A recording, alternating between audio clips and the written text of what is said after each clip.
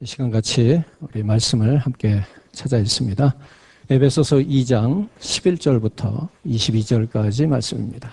그러므로 생각하라. 너희는 그때에 육체로는 이방인이요 손으로 육체에 행한 할례를 받은 무리라 칭하는 자들로부터 할례를 받지 않은 무리라 칭함을 받는 자들이라. 그때 너희는 그리스도 밖에 있었고 이스라엘 나라 밖의 사람이라.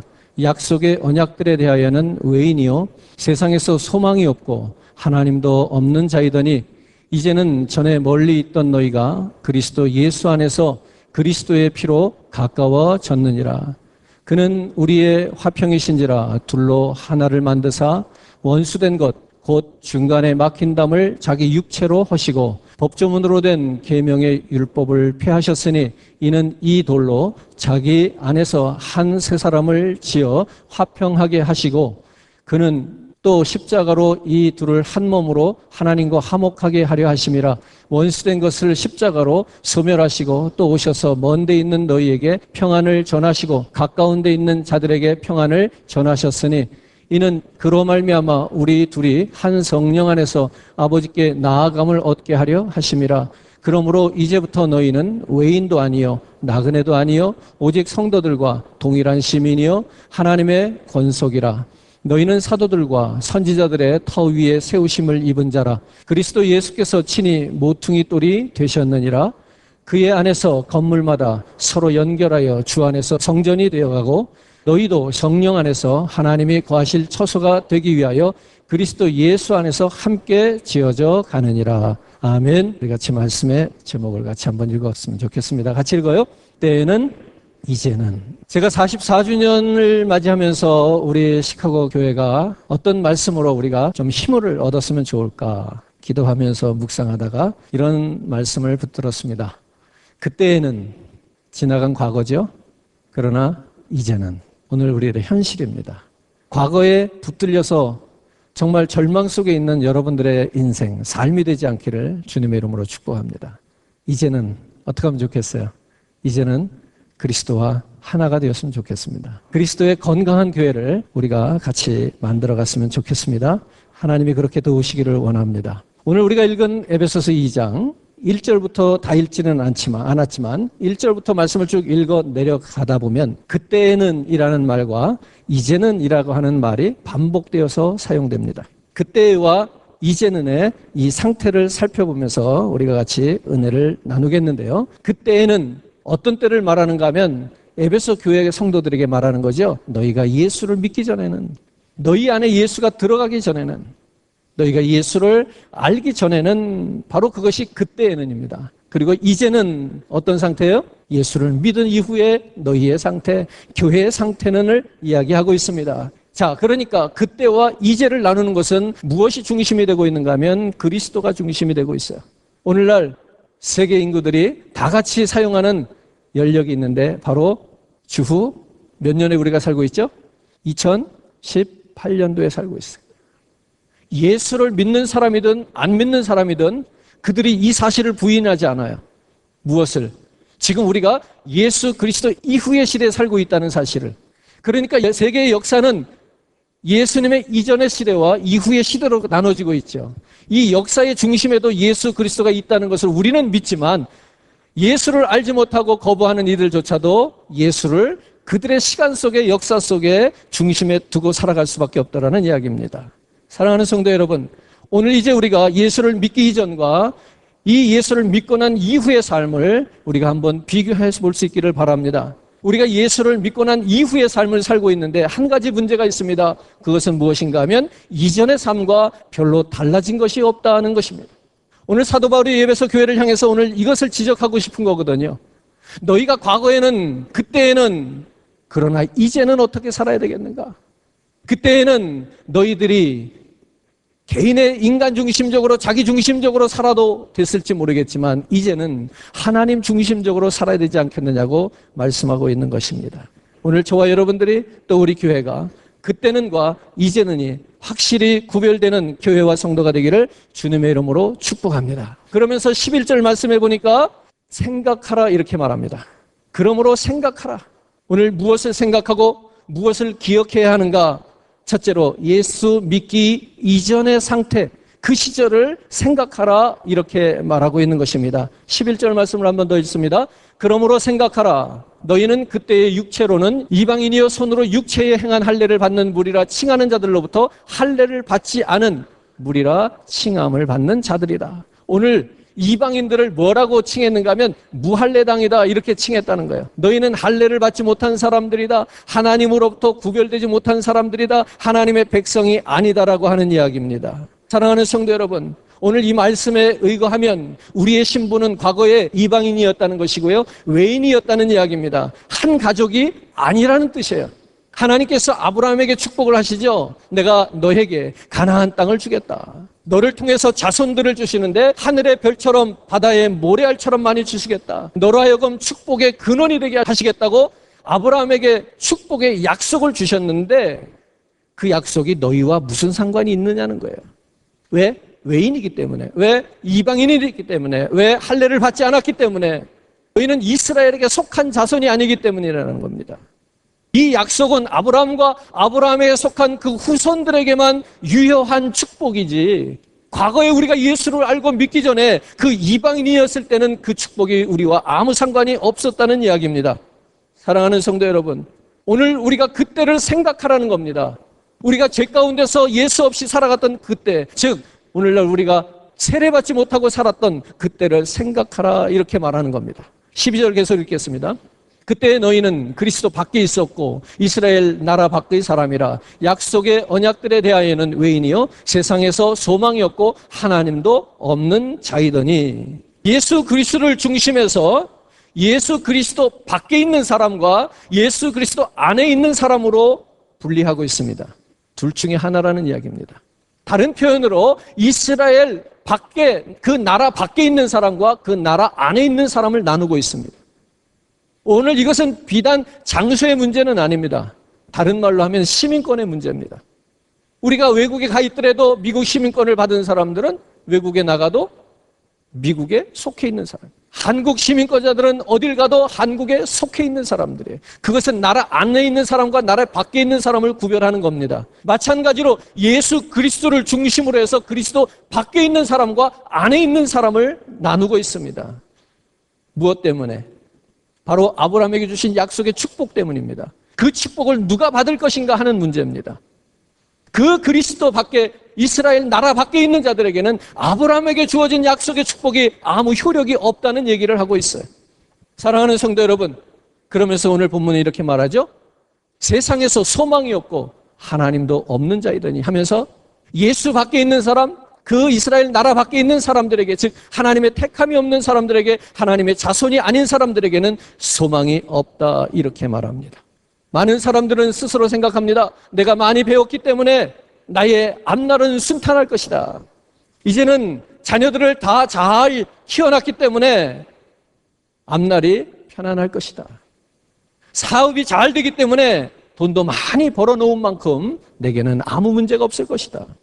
오늘 우리 이런 희망과 소망을 가지면서 사람들은 살아갑니다. 근데 오늘 성경은, 오늘 12절 본문에서는 이것을 부정합니다. 그렇지 않다. 그들은 소망이 없다. 그들의 생각이 잘못됐다는 이야기입니다. 아무리 세상에서 돈이 많고 명예가 높고 학식이 많고 권력이 있다 할지라도 그리스도 예수 밖에 있는 사람에게는 소망이 없다라고 이야기하는 겁니다. 왜냐하면 그리스도 밖에 있는 사람들에게는 하나님이 없기 때문이라고 설명하는 겁니다. 하나님이 없으면 곧 소망도 없다는 이야기를 하고 있는 거예요. 즉 이러한 상태는 다른 사람들의 상태가 아니라 바로 나의 상태라는 겁니다. 우리의 과거의 상태라는 말이에요. 오늘 이 과거의 상태에서, 소망이 없던 상태에서 우리가 소망이 있는 자리로 나아가자는 이야기입니다. 과거에 그렇게 우리가 소망이 없이 살았던 불행했던 삶인데 하나님께서 사랑해 주셔서 구원해 주시고 축복해 주셔서 오늘 우리들을 아브라함의 자손을 삼으셨다는 얘기예요. 이제는 이스라엘 나라 안으로 들어왔다는 거예요. 같은 족속이 됐다는 거예요. 예수 안에서 오늘 우리가 하나가 됐다는 이야기를 하고 있어요. 두 번째, 무엇을 생각해야 되는가 하면 예수 믿은 이후의 상태를 생각할 필요가 있습니다. 13절을 읽겠습니다. 다 같이요. 이제는 전에 멀리 있던 너희가 그리스도 예수 안에서 그리스도의 피로 가까워졌느니라. 예수 그리스도의 피로 우리가 가까워졌다고 그래요. 무엇이 가까운 것인가요? 어떤 것이 먼 것일까요? 가깝고 멀다는 그 의미는 무엇일까요? 우리가 외국에서 살면서 이런 말을 자주 하게 됩니다. 이웃사촌. 이건 무슨 의미가 있어요?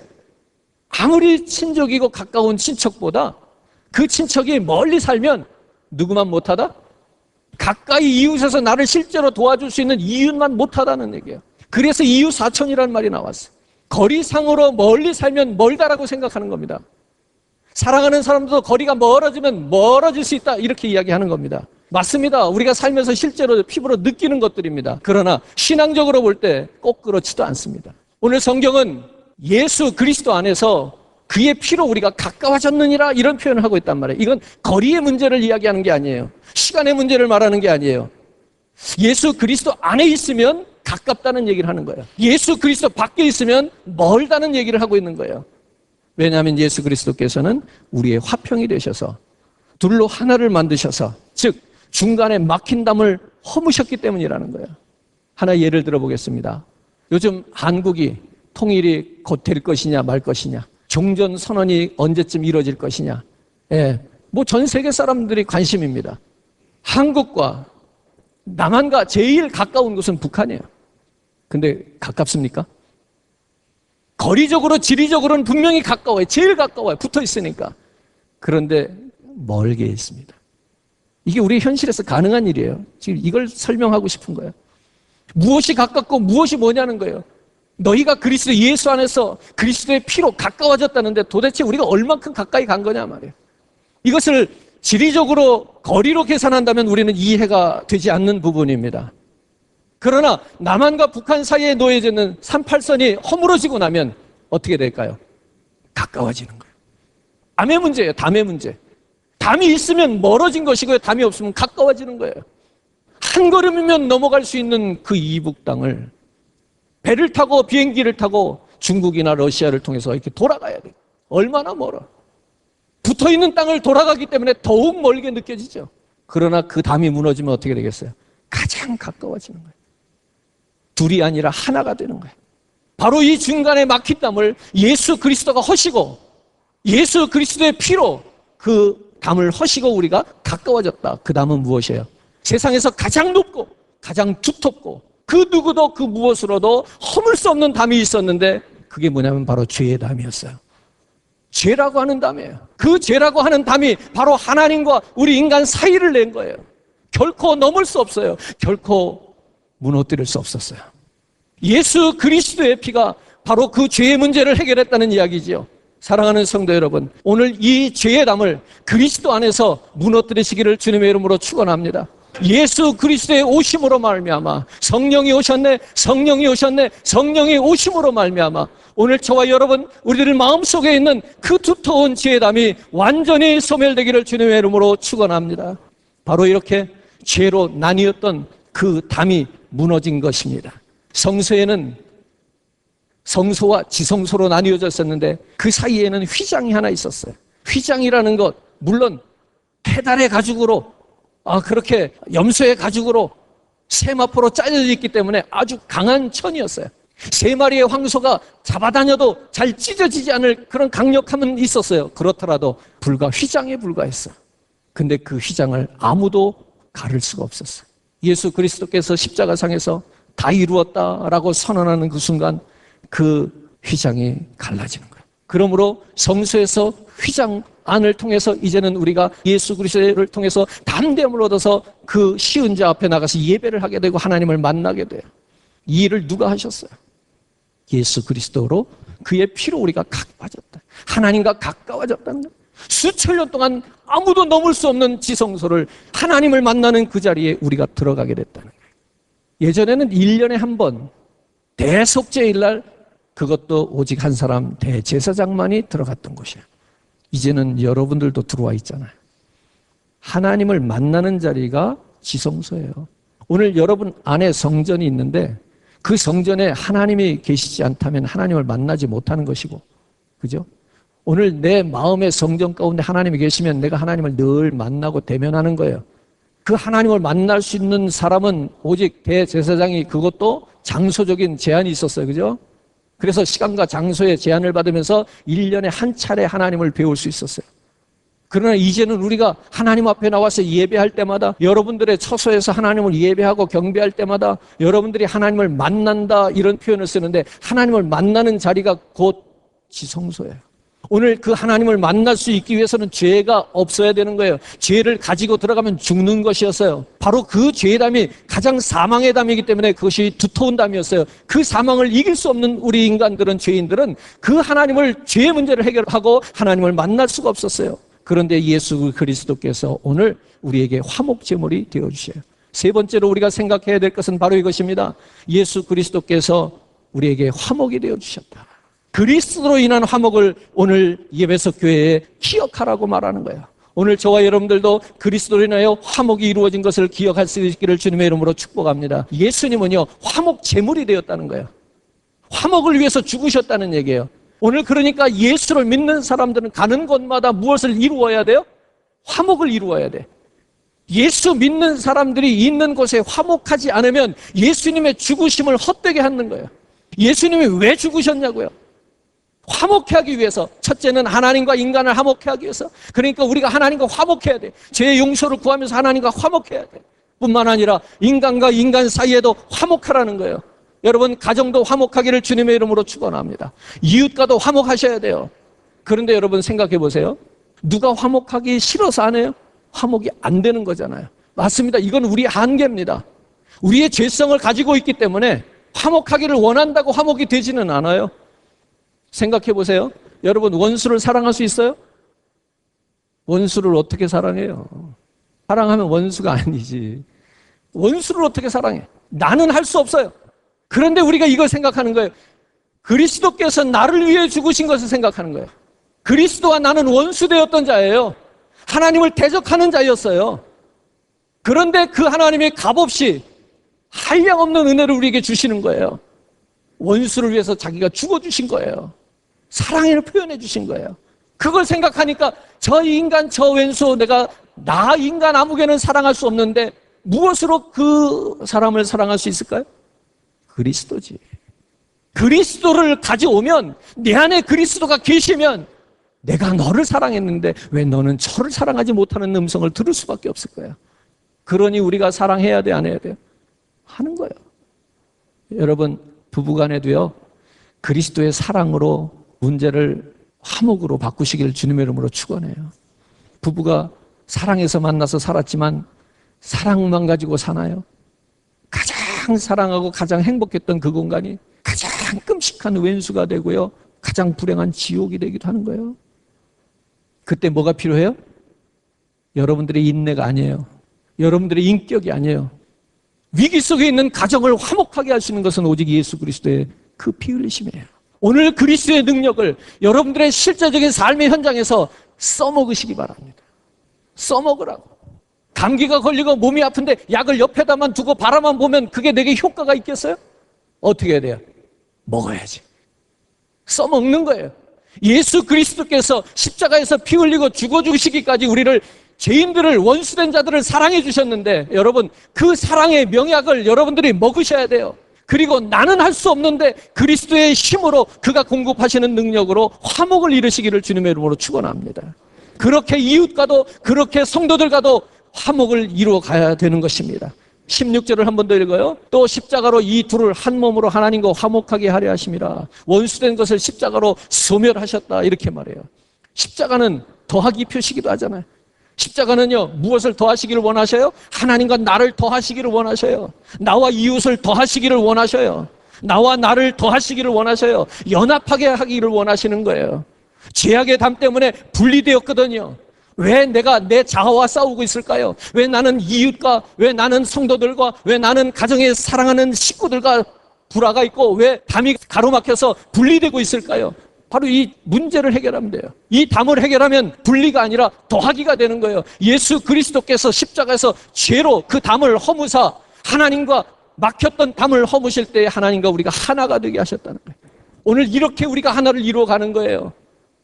오늘 교회라고 하는 곳에는 수많은 사람들이, 서로 모르는 사람들이, 서로 다른 사람들이 모였잖아요. 그런데요, 내 안에 성령님이 계시고요, 여러분 안에 성령님이 계시면은요, 성령님, 같은 성령님은요, 우리를 하나로 만드실 수 있어요. 성령님은 어떤 이 고체화된 것을 다시 이렇게 용해시켜서 부드럽게 섞일 수 있도록 만들어주시는 그런 용매제와 같은 거예요. 그러니까 우리가 섞여서 하나의 교회를 만들어가는 거예요.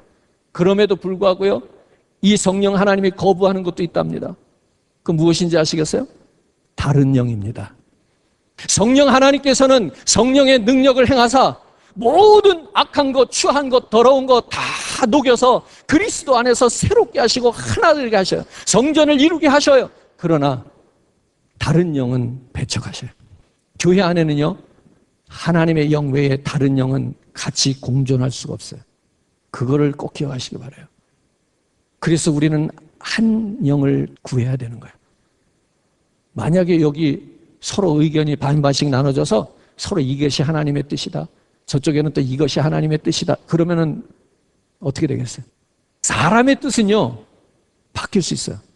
근데 교회가 분쟁이 나거나 어려움을 당해 보니까요, 하나님의 뜻이 둘 이상이 생기더라고. 이거는요, 하나가 될 수 없어요. 교회는 그런데, 교회는 한 성령, 한 하나님의 영이 이끄시는 교회가 돼야 돼요. 우리는요, 세상의 어떤 추악한 범죄자도요, 거부할 수 있는 우리 자격이 없어요. 그러나 다른 영은 우리는 반드시 거부합니다. 한 하나님의 영, 거룩하신 성령 하나님으로 저와 여러분들이 하나가 되는 것을 믿으시기를 주님의 이름으로 축원해요. 마지막 네 번째로 주님이 거하시는 성전을 우리가 한번 생각해 보았으면 좋겠습니다. 19절을 말씀을 읽어요.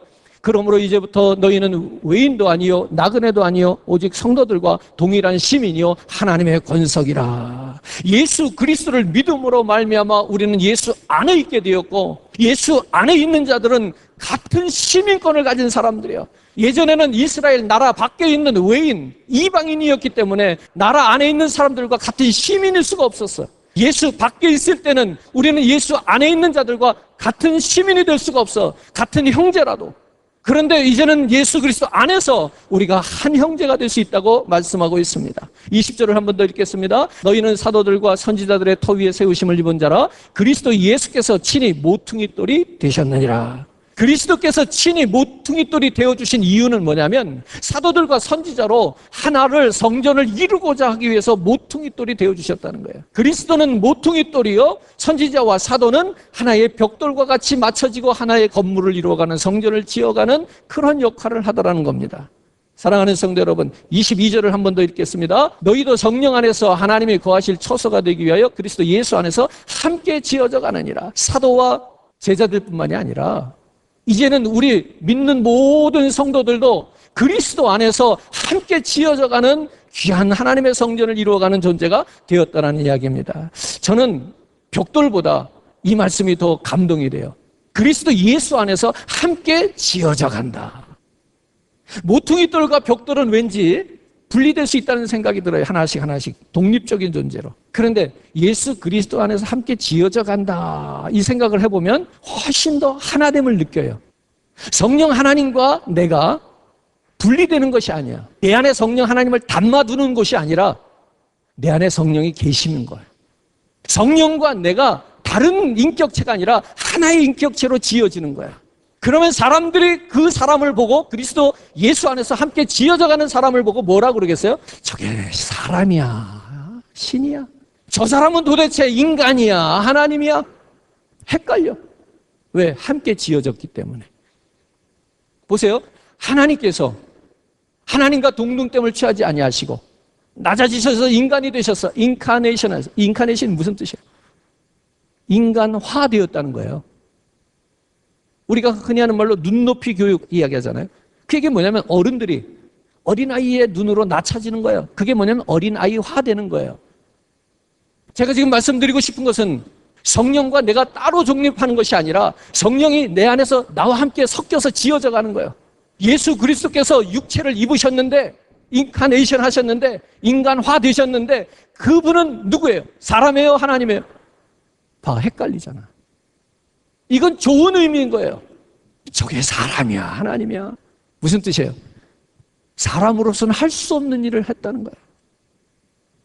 성령께서 우리 안에 들어오셔서 내 인격이, 내 삶이 그렇게 그리스도 안에서 함께 지어져 가기를 주님의 이름으로 축복합니다. 적어도 인간이야, 짐승이야, 이런 소리는 안 들어야 하잖아요.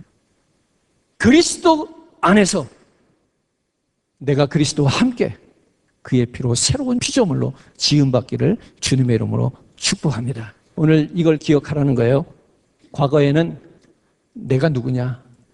사탄이 거하는 집이었어요. 죄 때문이죠. 그러나 이제는 하나님이 거하시는 전이 되라는 거예요. 그 하나님이 거하시는 전이 되기 위해서는 성령이 내 안에서 내가 성령화되고, 그래서 하나님과 그리스도와 내가 함께 지어져가는 삶을 통해서 사람들이 사람이야 하나님이야 분별할 수 없을 만큼 우리가 하는 말로 예수님처럼 사는 것이 아니라 예수가 되라는 거예요. 작은 또 하나의 예수가 되어서 세상을 변화시키는 그 역사의 주인공이 되라고 하시는 말씀입니다.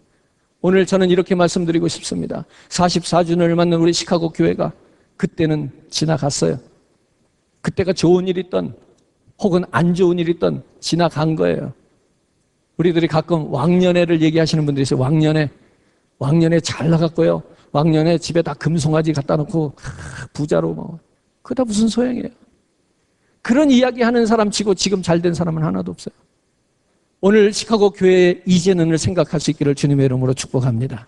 우리가 생각하는 이제는에 따라서 모든 것이 새롭게 시작되고 모든 것이 새롭게 바뀔 수 있다는 것을 믿으시기를 주님의 이름으로 축복합니다.